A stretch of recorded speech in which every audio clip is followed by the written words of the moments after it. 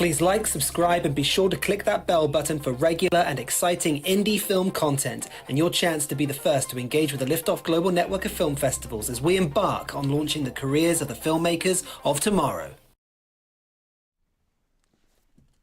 Hello everyone. Hi! Welcome to our live stream. We are very happy to get into our first looks for Austin. Yeah, it's going to be great. It is going to be great. So just some recent news from us here at Liftoff is obviously we have Austin currently running. It's been running from the 10th of April and will be going till the 1st of May. Manchester is currently in the network round, I believe. Which is really exciting Super because exciting. it means that the final stages of judging are happening right now in the network round. Very, very cool. Yeah. And winners of the March sessions will be announced next week, I believe. Great. Uh-huh. Wonderful. Yeah. So that's Liftoff News. Thank you to everyone that pitched and jumped on and offered their pitches for their movies. Yeah, we'll talk about that more in just a second, but your pitches are what made this live stream possible, so thank you. Thank you very much. And we also want to just do a shout out to a couple of filmmakers who've been just a little bit extra active on the hub. So David Jenkinson and Sean and Emily. Sean and Emily, thank Yeah. you, because we really appreciate all of your engagement on the hub, liking other filmmakers' posts, commenting on them. It just helps us build that community of the Liftoff Global Network. Yeah, Yeah. lovely. And speaking of community, this is the good moment to mention our professional membership. And we're going to leave a link in the description below, so do check that out. It's got like an infinite number of benefits. You can vote for the network round that we just mentioned. You have free submissions to the festivals. You have So free many attendance festivals. to all the festivals, so you can watch a whole lot of film, which is incredible. There's exclusive content on there, and so many more things. So come check it out and be part of the community, and let's engage together on there. Yes. Yeah, lovely. So today, jump into it. Jump right? into it. Yeah. What are we going to do today? Today, the structure of this video is we're just going to have a little chat about some of the films. It's not, no one's like a winner here, right? So we've just read some pictures and selected a few subjectively for ourselves, and we've watched them, and we're just going to have a little chat about them just to give a first looks into Austin's Liftoff. So yeah. So if you're not on the hub and you're like, what are they talking about, these pitches? What it is Lloyd and I went on the hub and we asked the filmmakers who are part of the Liftoff Austin Liftoff Film Festival. Getting my words right. We asked them to answer this question: why does the world need to see your film? And then the filmmakers made their pitches there. Lloyd and I then looked at all the pitches were made, and that's where the films that we were going to talk about today, that's where we got them from those pitches of those filmmakers engaging on the hub. Yeah. So, yes, the structure for today is that we've picked 4 films that we both watched. We're going to then chat about them, tell them why you should take a look, hence the first looks. And then stay till the very end because there's a little bonus. Lloyd and I each picked an extra film that we're going to tell the other why they should watch. And we haven't watched each other's. Yeah. Keeping it exciting for ourselves. For the bonus. Yeah. The first 4 we've all watched. Yeah. So, Should we go? Should we let's kick off? dive in. Yeah. Yeah. Drum roll, please. So the first one we're going to talk about is A Rosary and a Diamond Ring. The director and writer is Nanak McCann, and I love this film so much. Yeah, I did too. I really loved this. Congratulations on a really beautiful piece of work. Yeah. So Nanak, as the writer-director on this film, in reading a little bit about his bio and why he made this film on Film Freeway, his father was a Vietnam War veteran, and so a lot of the inspiration for the film came from that and from Nanak's own experience seeing his father deal with PTSD of coming back from Vietnam War. So the premise behind this film is that we've got 2 friends who are Vietnam War veterans.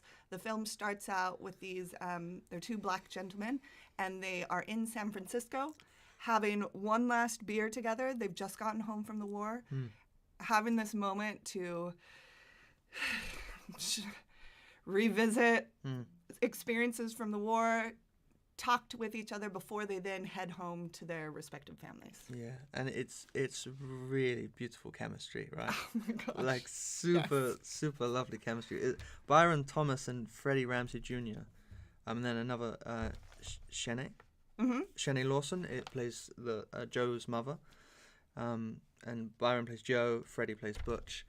That moment between Joe and Butch in the beginning, the chemistry is just between the characters, between the actors is amazing. And then later again with Joe and his mother, it's really like beautiful performances. Yeah, yeah. We're actors, so it's always really nice to enjoy that from fellow actors. It pulls you in from the very beginning. And Nanak, when you're watching, we realize that not everybody's going to be watching live because in Austin, I think it's about 4:30 in the morning right now. So sorry about that.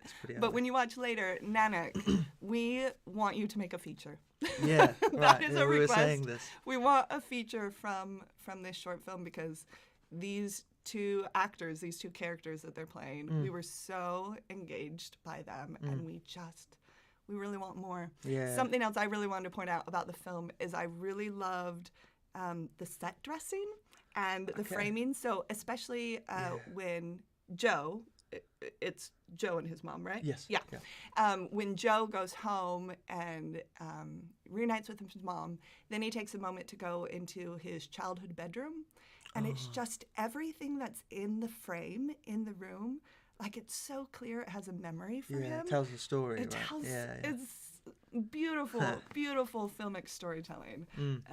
Well done. Yeah, and just a few, no, I have a lot to mention. The cinematography and also the editing.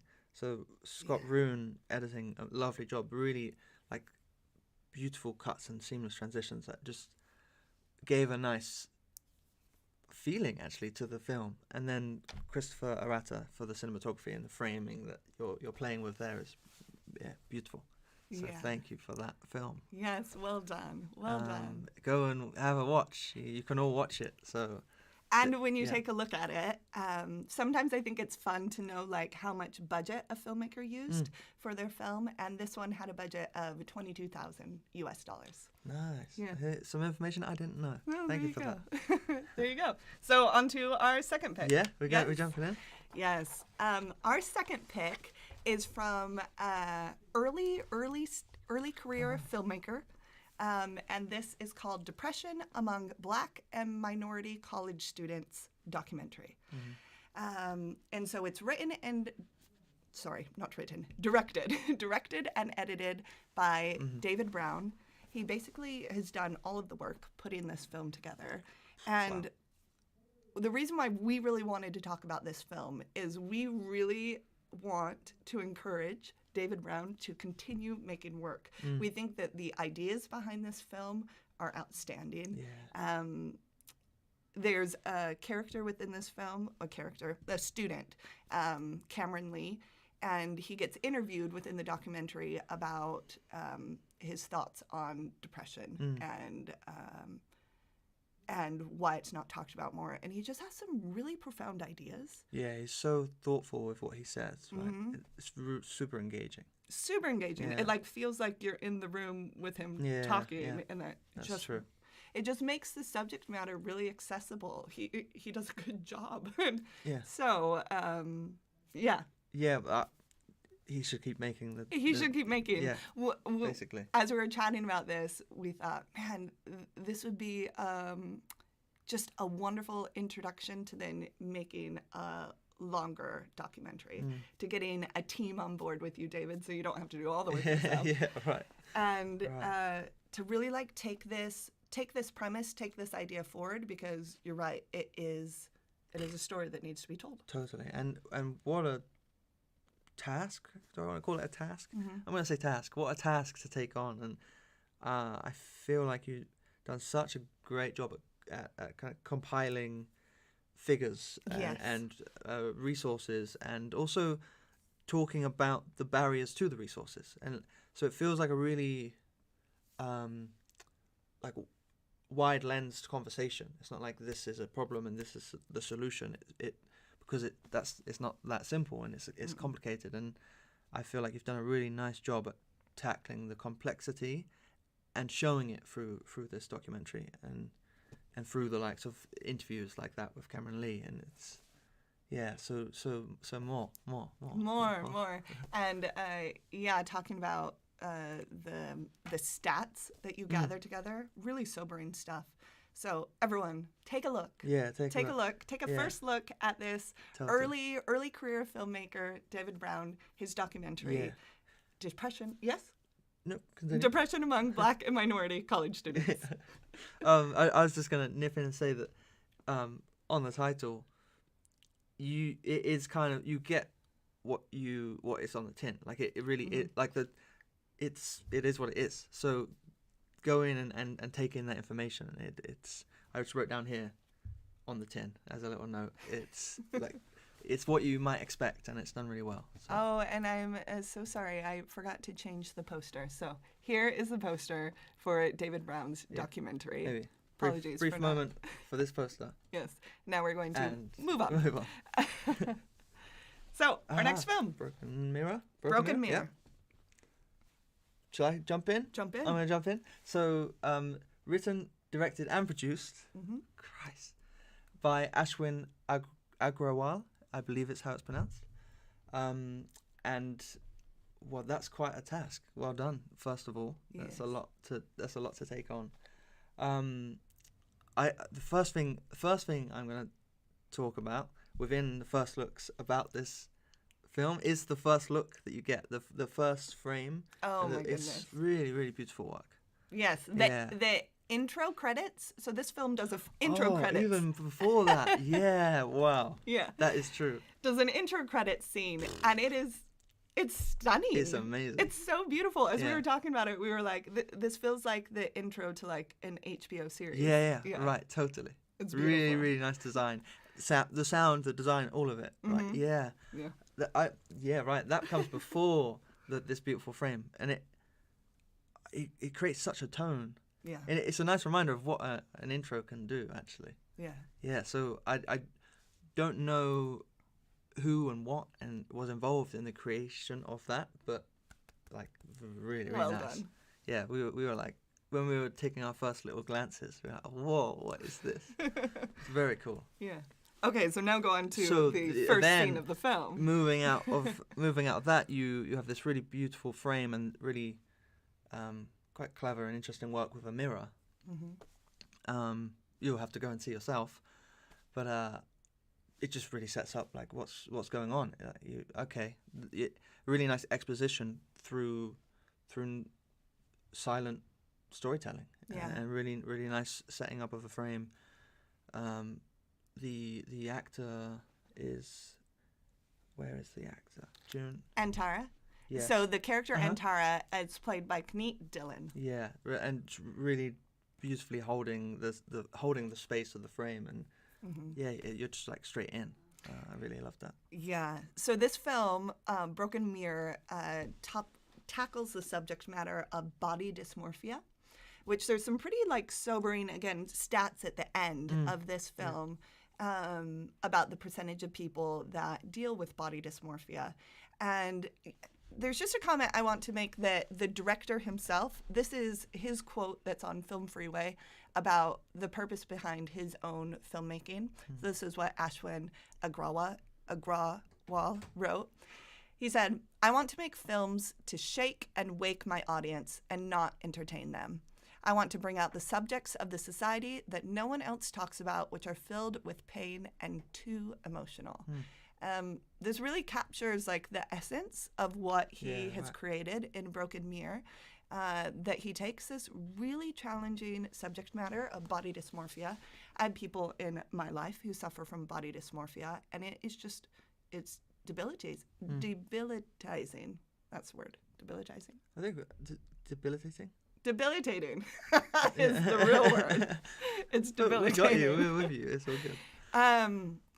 And I really, really loved this film, and I just think that the two main actors, so Kneet Dillon and Aditya Sharma, Adita plays her next door neighbor, that they just do a beautiful job acting together.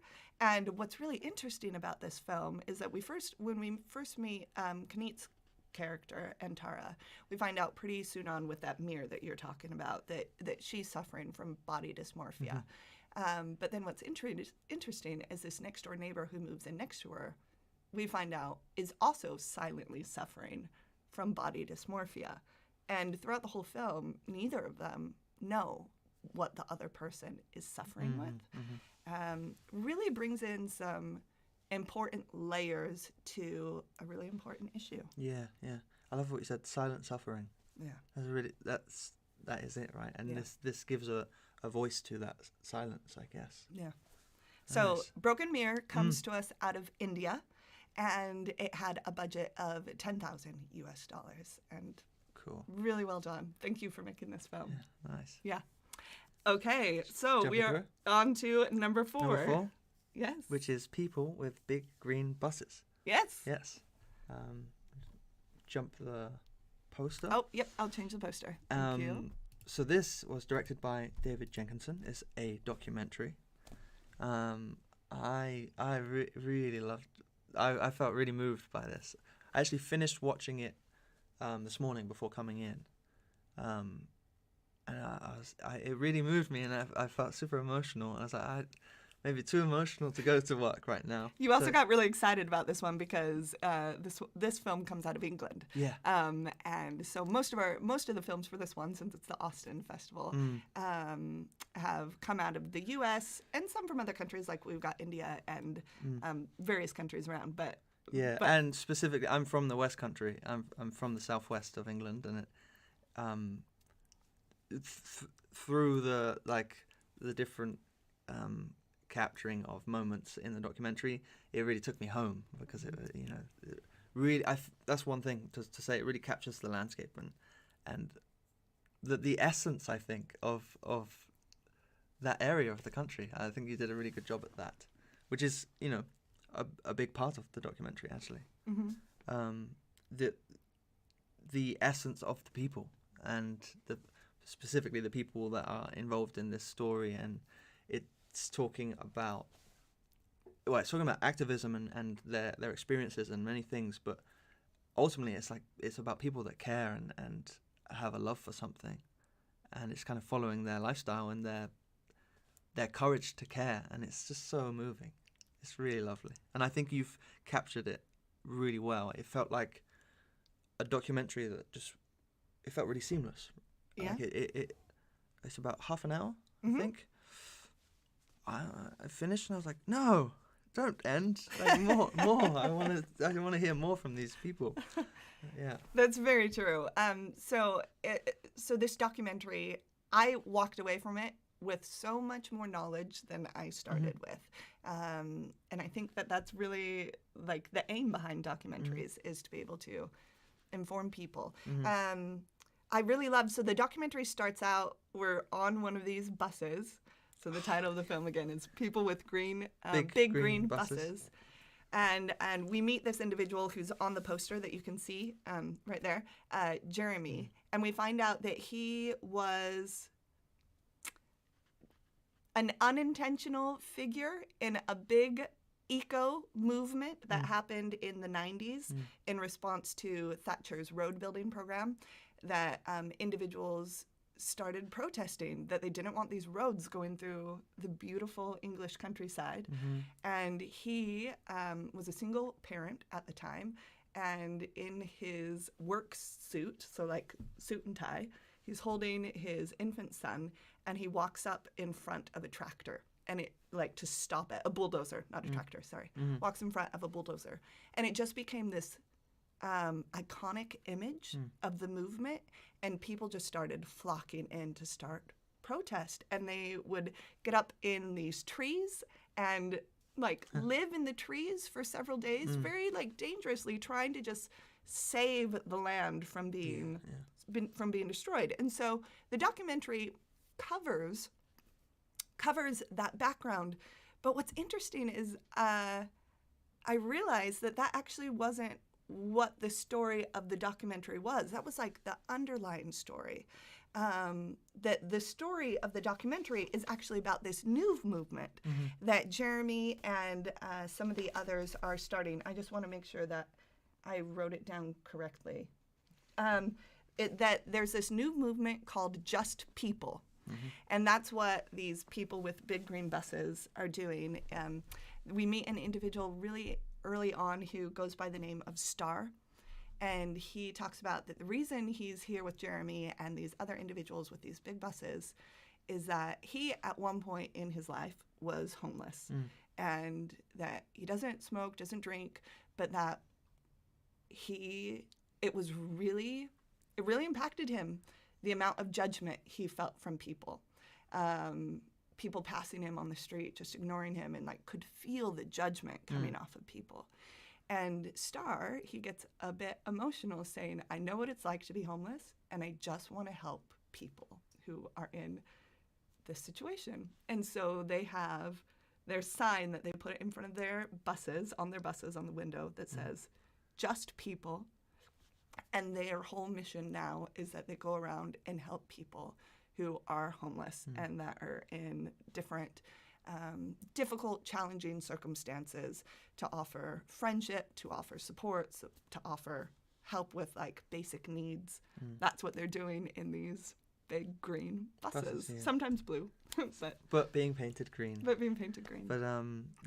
that's why for me, like, it's the story it's about people that care, because it kind of touches on all of these elements, and it talks about the past movements and this with the big green buses, and ultimately what it comes down to is that they care about something, and they have enough courage and enough care to take action and live a lifestyle based around that care. And it's just really, really inspiring, actually. And another reason why you should take a look at this film is that it's just a really cool way of doing this documentary, a really cool concept in that it's a modern day documentary. We're talking with Jeremy, we're talking about with various individuals, but then we have this archival footage from the 90s of when 30 years ago, them much younger, they are a part of this really big movement. And so we get them talking about what it was like then, but then we see how they have changed through the years, and in lots of ways not changed, because the weight and the like trauma of going through those experiences, living in a tree and having that tree then torn down and like just like decimated, like has stuck with them. Even though they now might be doing other things with their lives, they like can't forget what that was like. Yeah, and in some of the archival footage, there's actually photos that have been like animated or put graphics so that the photos come to life. It's really, really creative, really beautiful. And I'm assuming, because the graphics and colorist was Ryan Lee, I'm assuming that you were doing the graphics on the photos. If not, anyway, you did a great job with the coloring. But the really, really, really like really beautiful work. Like they really come to life. It kind of feels seamless again, that it's from footage to photo, and it's lovely. Yeah. So take a look at David Jenkinson's new documentary, which, interesting, he's a first-time filmmaker. He's been working in the film industry for a bit, but in post, but first-time filmmaker. Wow. Yeah. So go take a look at his documentary, Some People with Big Green Buses. People with big green buses. People with big green buses. I'm going to be taking a second look, I think, actually. Yeah. So, yeah. Okay. So that's our 4, right? That's our 4. So we're going to jump into our bonus. So just quick mentions. Yes. So what it is that we just get so many lovely pitches from people. There's so many lovely films, and so we just can't help ourselves. Yeah. We're just going to talk about two more very briefly. Yeah. Just give a quick mention of. Quick mention. So the one that I'm going to talk about, Lloyd. Mm-hmm. Oh. Or is it the one that You're going to talk I'm about? going to talk about. Lovely. So Smile Now, Cry Later. You see it's come up on the screen here. Writer, director, and DOP. We have a lot of them this time. It's people keeping themselves busy. Keanu Cordero has made a film that goes through a journey of a character's trauma. It looks at kind of trying to process and deal with trauma and what it does to you, and how you might be able to live with it and move through it. And it's a really, really beautiful journey. The film's filled with, again, these like real beautiful frames and a really beautiful setting, which you eventually get to towards the end when he's kind of gone through this journey. And it also has some really, really lovely original artwork by Taburis James, I believe is how you pronounce it.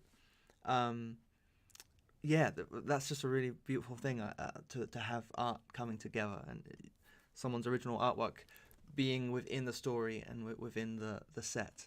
It was really cool. lovely. Yeah, and it was just a really creative and courageous. That word seems to be with me a lot today. Courageous. Creative and That's a good courageous look at trauma. And so thank you for making that film. So Smile now, cry later. Why should I take a look? Why should you take a look? You should take a look because No, I put you on the spot. No, I just want to do. I want to do this question justice because you don't. Where the film goes, I don't feel like you necessarily expect. And that's why I feel like it's creative. Like the journey it goes on and the things that they bring out and the creative choices they make, I wasn't expecting from that first moment, that first frame, which is really beautiful, by the way. Cool. Yeah, the tones of things and the story that unfolds.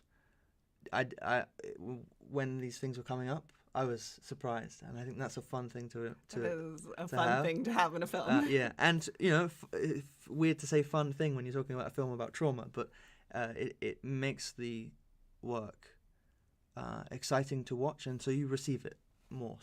So that is Cool. why you should take a look, and that's why you should press play and let it play. Well, lovely. Okay. Thank you very much for telling me My pleasure. and all of us about Smile Now, Cry Later. And now our very last bonus is Revenge of the Pumpkin. Can we just all appreciate this poster? I think it's delightful. Cool. It's very fun. So this is a short. It's just over 4 minutes long. It is a very fun, very, very silly horror short.